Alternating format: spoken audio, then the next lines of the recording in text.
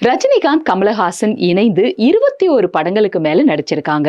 அபூர்வ ராகங்கள், தப்புத்தாளங்கள், அலாவுதீனும் அற்புத விளக்கும், 3 முடிச்சு, நினைத்தாலே இனிக்கும், 16 வயது நிலை, இப்படி லிஸ்ட் போயிட்டே இருக்கும்.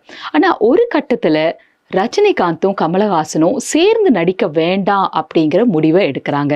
அபூர்வ ராகங்கள்ல இணைந்த ஜோடி, பல வெற்றி படங்களை கொடுத்த ஜோடி. ஏன் இந்த முடிவு எடுக்கிறாங்க?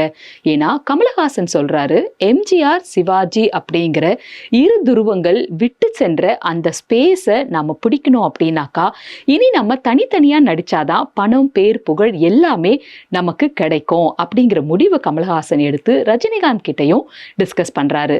அதுக்கு அப்புறத்துல இருந்து அவங்க 2 பேரும் பரஸ்பரம் தங்களுடைய நட்பை வெளிப்படுத்திக்கிறாங்க. ரஜினிகாந்த் அவர்கள் ராகவேந்திரா படம் நடிச்சு முடிச்சதுக்கு அப்புறமா இனி சினிமா வேண்டாம், எதுவும் வேண்டாம், ஆன்மீகத்துக்கு போக போறேன்னு சொன்னப்ப அவரை திரும்பவும் குடும்ப வாழ்க்கைக்கு இழுத்தது கமலஹாசன் தான் சொல்றாங்க.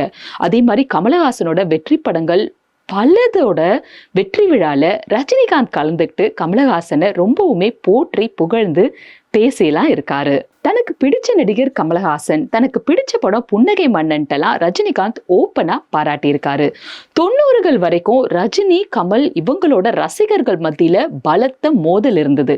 ஆனா ஒரு கட்டத்துக்கு அப்புறம் 2 பேரோட படங்களும் ஒரே நேரத்துல ரிலீஸ் ஆகாது, வேற வேற நேரங்கள்ல தான் ரிலீஸ் ஆகணும் அப்படிங்கிற முடிவை எடுத்ததுக்கு அப்புறமா மோதல் குறைஞ்சு சமரசம் தான் ஓடிட்டு இருக்கு.